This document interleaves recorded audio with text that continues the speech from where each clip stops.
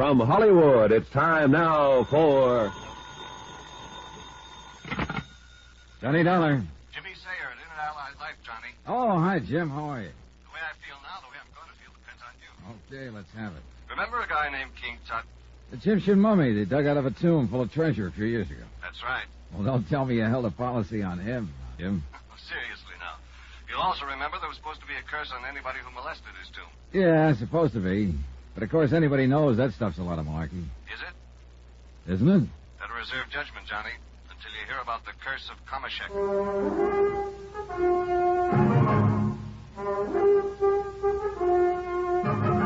Tonight, and every weekday night, Bob Bailey in the transcribed adventures of the man with the action-packed expense account, America's fabulous freelance insurance investigator. Yours truly, Johnny Dollar.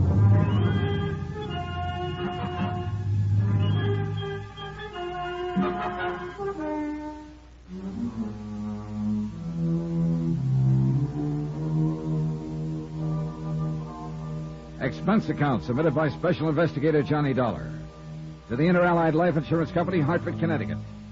Following is an account of expenditures during my investigation of the curse of Kamashek matter. Expense account item 1, $1 even. Taxi to the office of Inter Allied Life to talk with Jim Sayer. The conference was brief and not very enlightening. I'd much rather have you see Mr. Turnbull and get the story from him yourself. As I said in the beginning, he's a very important client. What's more to the point, he can tell you about it much better than I can. Jim, to coin a cliche, you're being just as clear as mud. Also, by the way, he specifically asked for you. Oh, how come? Well, it seems he liked the way you handled the Parkinson case a couple of years ago. Oh, yeah, Emily Parkinson, the widow who died. Yeah, that's the one. She was his sister. And, well, go down and see him, Johnny. I honestly can't tell you anything more than I already have about the thing. James, you have told me nothing. But he can, and you can pick up a nice fee on it.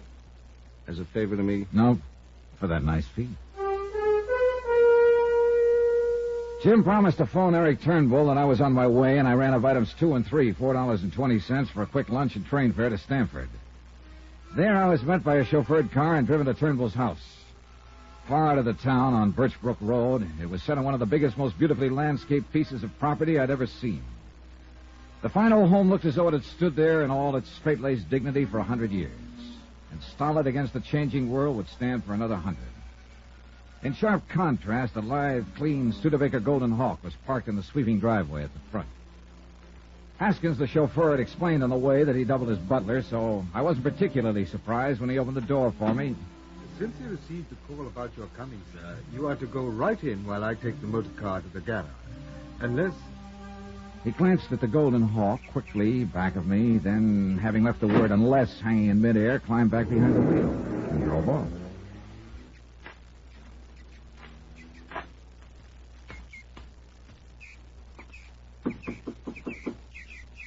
Well, he said, go right in. Inside, the house was a classic. From the tile-floored reception room with its walls of oak and a broad staircase leading to the second floor, I could look into the huge living room, finished in polished mahogany, with a leaded glass window at one side and thick oriental rugs on the floor. A fireplace that seemed to take in a whole wall, and fine mahogany furniture that glowed with a beautiful patina.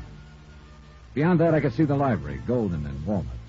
And sitting at a broad desk was a man, his face red with anger, shaking his fist at a very attractive girl of 22 or 3 who stood before him, obviously distressed by what was going on. Don't call me Uncle Eric. I'm not your uncle now, and by heaven, if I had my way, I never will be.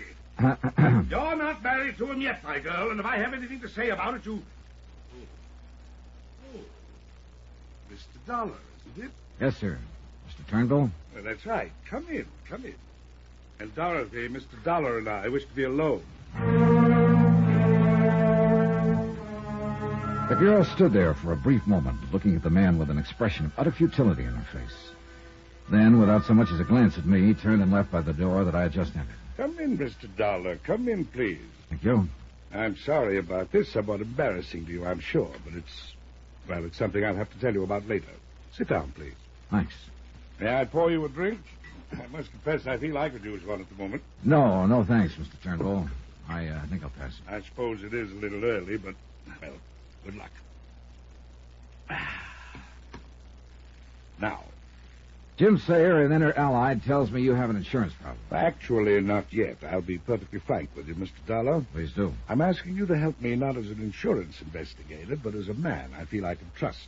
But you don't really know me, Mr. Turnbull. Oh, on the contrary, I do very well. As a result of your handling the case of my widowed sister, Emily, when she died a few years ago. As a matter of fact, you and I met very briefly at the time. Oh, yeah, of course, Emily Parkinson. The case involved a lot of phony relatives who filed claims on her estate. Yes, that's right. And your clever trapping of those false claimants and their cheap attempts to gain part of Emily's fortune was...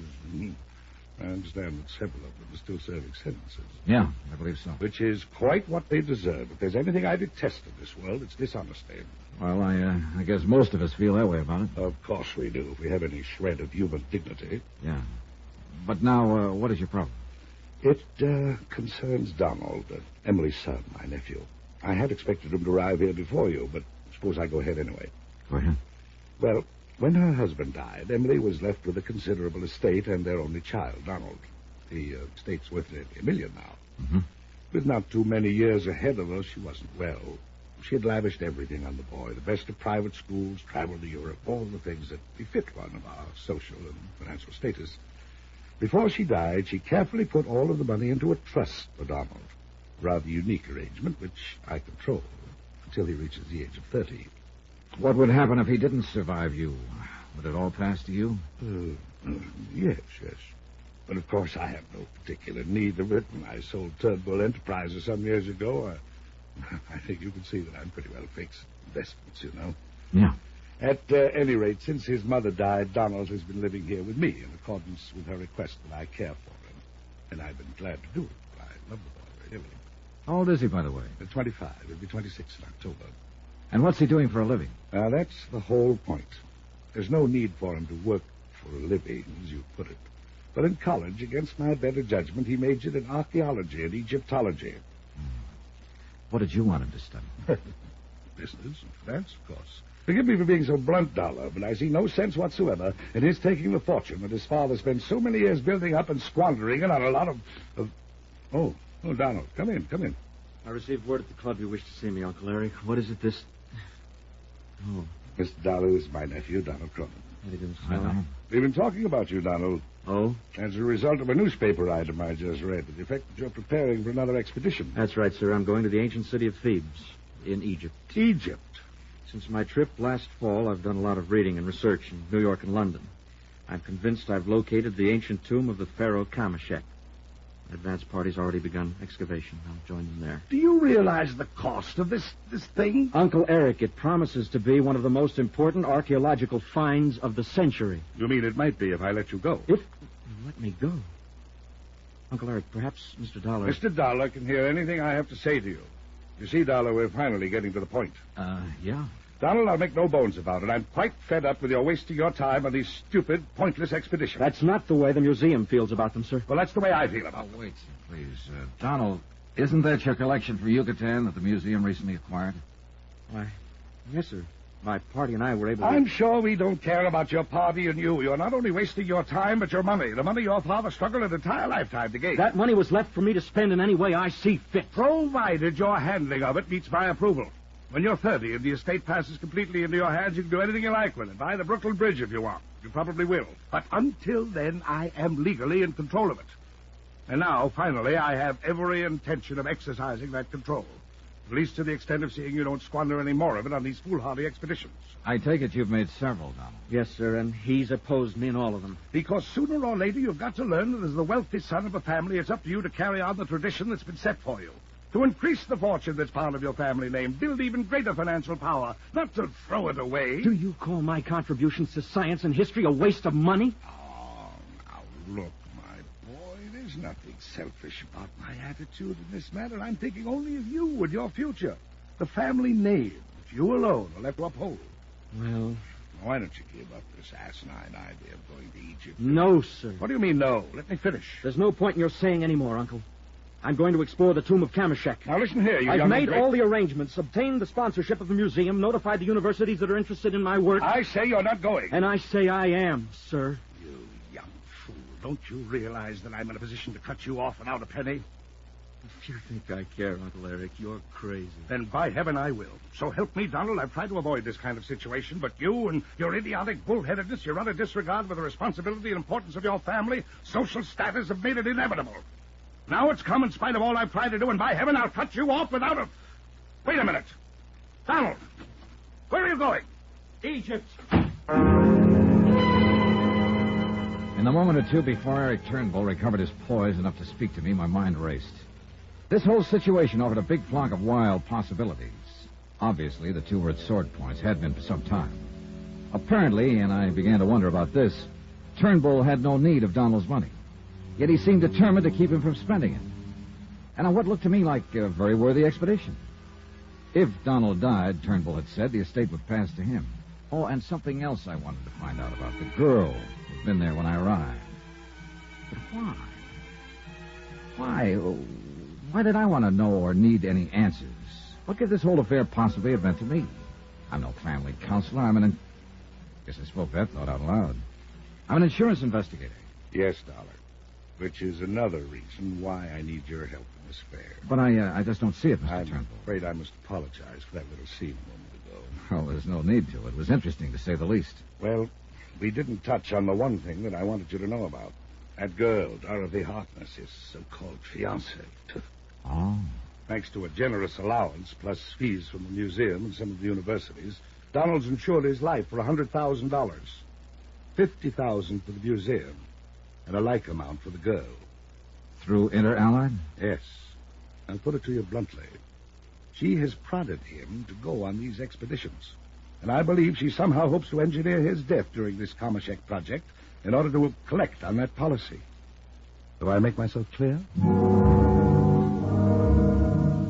If anything was clear about this situation, I certainly couldn't see it. More things had come flying at me from out of left field during the past half hour than I could cope with. And I wanted time to organize some kind of thinking. So I used a corny old device, glanced at my watch, said something about being late for an appointment back in Hartford. I apologized, promised to talk with him again tomorrow when there'd be more time. Haskins drove me back to the station and courteously waited until the train pulled in, then left. And it was then I noticed the little Studebaker Golden Hawk that I'd seen at the house pull up beside the platform, and the girl, Dorothy Harkness, jumped out and ran over to her. Mr. Dollar, I had to wait for Haskins to leave so he wouldn't see you. Oh? I must talk to you. Please call me. Here's the number. Is this about Donald? Yes. Because of the danger he's in. For Mr. Turnbull? No. And you must believe me. From the curse of Kamashek.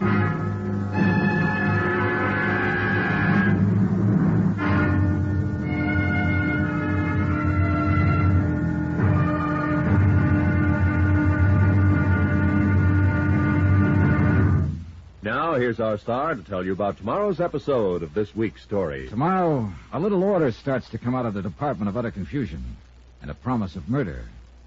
Join us, won't you? Yours truly, Johnny Dollar.